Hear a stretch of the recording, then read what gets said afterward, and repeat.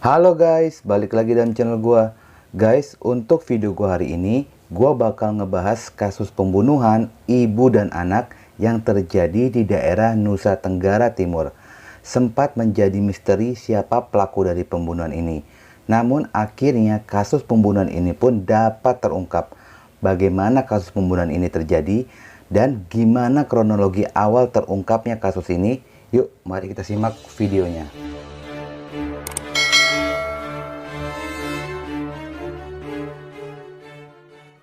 Tanggal 27 Oktober 2021, hari di mana dimulainya proyek pembangunan saluran pipa air, proyek SPAM, Sistem Penyedia Air Minum, yang berlokasi di Kali Dendeng RT 1 RW 1, Kelurahan Penkase, Olete, Kecamatan Alak, Kota Kupang, Nusa Tenggara Timur. Alat berat dan pekerja mulai membuat galian bawah tanah untuk saluran pipa air. Hari demi hari, proses penggalian itu pun terus berjalan.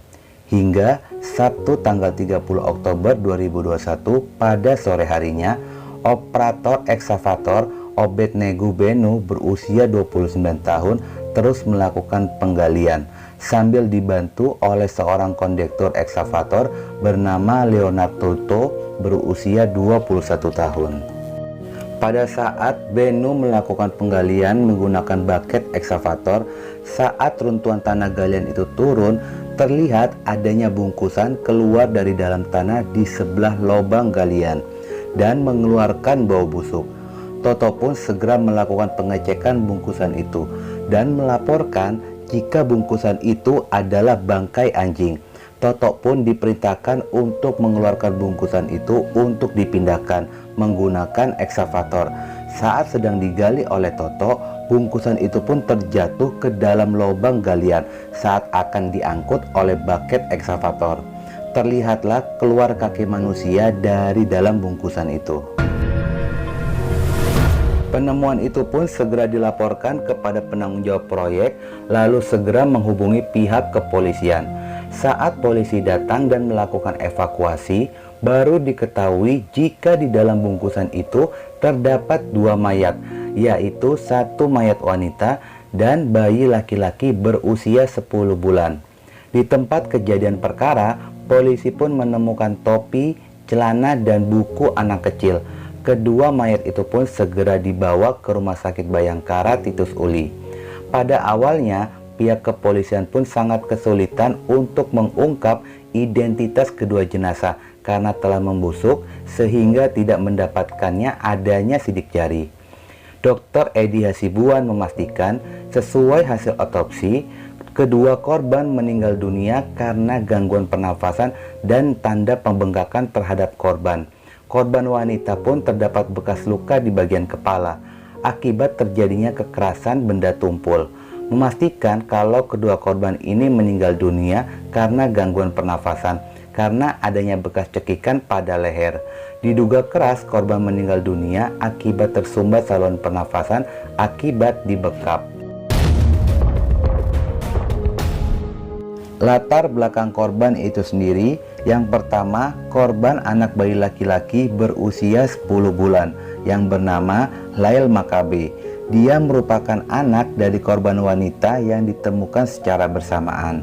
Wanita yang memiliki paras cantik, kulit putih dengan rambut lurus terurai bernama Astri Evita Suprini Manafe, kelahiran Kupang 2 September 1991, berlokasi Jalan Perintis Kemerdekaan RT 27 RW 08 Kelurahan Kelapa Lima, Kecamatan Kelapa Lima, Kota Kupang. Astri pernah mengenyam pendidikan di Politeknik Negeri Kupang jurusan sipil hingga selesai pada tahun 2009 dan bergelar AMD. Dia merupakan anak bungsu dari 5 bersaudara, terlahir dari pasangan Saul Manafe dan ibunya Asnat Manafe Mauk. Pada tanggal 27 Agustus 2021, Astri berpamitan kepada kedua orang tuanya hendak pergi untuk mengikuti tes CPNS yang akan diselenggarakan di kampus Politeknik Negeri Kupang pada tanggal 15 September 2021. Setelah kepergian Astri, namun Astri tidak ada kabar, yang membuat pihak keluarganya pun menjadi khawatir. Saul, ayahnya, mengaku sempat menghubungi Astri melalui ponsel, namun selalu berada di luar jangkauan. Telepon, WA, SMS, bahkan Messenger pun sama sekali tidak direspon. Pihak keluarga pun mencoba bertanya kepada temannya yang pada saat itu menjemput Astri, yaitu Arka dan Bayu. Namun mereka menceritakan kalau Astri dijemput oleh seorang pria bernama Randi, hingga akhirnya Astri pun ditemukan tidak bernyawa. Dan siapa Randi itu? Orang yang bersama dengan Astri terakhir ketika Astri masih hidup. Seorang pria dengan senyum manis, warga Kelurahan Naikolan, Kecamatan Maulava, Kota Kupang. Pria ini bernama Randi Bajide. Dia merupakan mantan pacar dari Astri.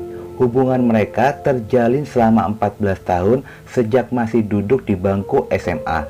14 tahun hubungan itu pun kandas dikarenakan pada tahun 2018 Randi menikah dengan seorang wanita bernama Ira dan telah memiliki seorang anak. Setelah dari pernikahan itu, tepatnya pada tahun 2019, Randi berselingkuh dan menjalin hubungan asmara kembali dengan Astri, hingga Astri pun hamil, dan pada tahun 2020 dia melahirkan anak yang bernama Lail Makabe, yang juga menjadi korban pembunuhan. Perselingkuhan Randi dan Astri hingga memiliki anak pun sudah diketahui oleh sang istri. Ira merupakan wanita yang tangguh dan tabah. Dia pun lebih memilih untuk mempertahankan hubungan pernikahannya bersama dengan Randi. Dan Ira pun sudah berulang kali memberi peringatan kepada Astri agar tidak lagi menjadi orang ketiga di dalam hubungan rumah tangganya.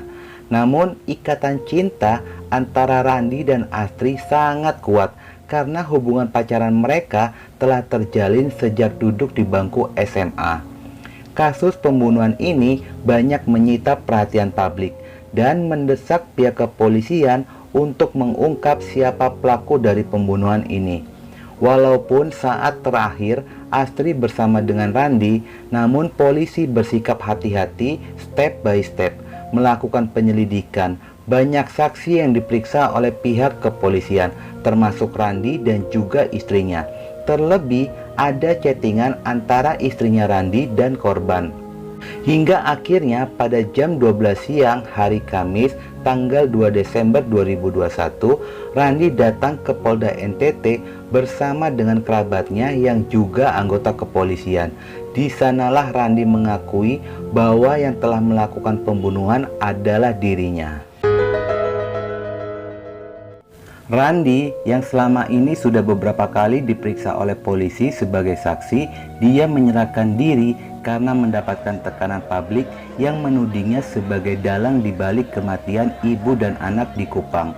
Tekanan publik sangat besar yang memvonis Randi sebagai tersangka atas kematian Astri dan anaknya, sehingga membuatnya merasa bersalah dan takut. Randi pun bercerita pembunuhan itu dilakukan tidak sengaja atau spontanitas. Jumat tanggal 27 Agustus di tahun 2021. Pada malam hari, Randi menjemput Astri di kosan temannya yang bernama Bayu. Lalu mereka ke lokasi Hollywood depan rumah dinas Bupati Kupang. Hingga tanggal 28 Agustus 2021, sekitar jam 3 subuh, mereka di dalam mobil ras berwarna hitam. Lalu pada jam 7 pagi, Randi meminta agar mengasuh Lail buah hati cinta mereka. Namun permintaan itu ditolak. Di dalam mobil itu, mereka terjadi perdebatan dan bertengkar. Kekesalan Astri pun diluapkan kepada Lail anaknya dengan cara mencekiknya hingga tewas. Melihat hal itu, Randi sangat kesal dan mencoba untuk membela anaknya dengan mencekik balik Astri, dan Astri pun akhirnya tewas. Setelah itu, Randi pun membeli kresek dan meminta tolong kepada temannya untuk membuat lubang yang besar untuk menguburkan anjing ras milik bosnya. Setelah itu, Randi pun menguburkan ibu dan anak itu dalam satu lubang. Atas pengakuan Randi, dia dijadikan tersangka tunggal pembunuhan ibu dan anak itu. Randi pun ditahan di rutan Polda NTT. dan terjerat dengan pasal 338 KUHP. Ancaman hukumannya adalah 15 tahun penjara. Pengakuan Randi ini ditentang keras oleh pihak keluarga karena menurut hasil otopsi terdapat luka pukulan benda tumpul di kepalanya Astri dan tempurung kepala Lael pun hancur. Kakak korban yang bernama Jack Manafe yang sangat vokal berjuang untuk adiknya mendapatkan keadilan atas kematiannya, namun mendadak dia menarik diri dari kasus ini. Dengan besar hati, Jack Manafe pun menyampaikan permintaan maaf kepada keluarga Randi. Dia mengakui jika korban Astri telah masuk terlalu jauh ke dalam kehidupan rumah tangga Randi hingga melahirkan anak yang bernama Lael. Sebulan sudah lamanya jasad ibu dan anak itu tersimpan di kamar mayat. Akhirnya mereka pun dikembalikan kepada pihak keluarga untuk dikebumikan. Kedatangan peti jenazah itu pun disambut dengan tangisan oleh pihak keluarga.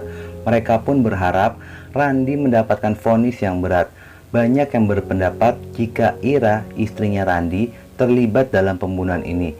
Tapi pendapat gue pribadi, biarkan saja polisi melakukan penyelidikan tanpa perlu menjadi hakim dengan menuduh lalu memvonis. Iya, kalau benar terbukti jika dia terlibat pembunuhan. Kalau enggak kan bisa jadi fitnah. Sementara kita tahu sendiri jika fitnah itu lebih kejam daripada pembunuhan. Pembunuhan yang dilakukan oleh Randi sangat kejam dan keji. Apapun itu tidak bisa dibenarkan perbuatan pembunuhan itu. Namun jika melihat kronologi awal, yang menjadi korban adalah Ira, istrinya Randi. Dia menjadi korban perselingkuhan pelaku dan korban hingga melahirkan seorang anak tak berdosa. Walaupun Randi sudah berpacaran 14 tahun, namun status Ira adalah seorang istri, jauh lebih kuat dari hubungan pacaran. Bagaimana pendapat kalian guys mengenai kasus ini? Komen di bawah ya. Oke guys, sekian dulu untuk video gua hari ini. Semoga kalian bisa mengambil pelajaran dari kisah ini. Dan jangan lupa ikuti terus video gua. Oke?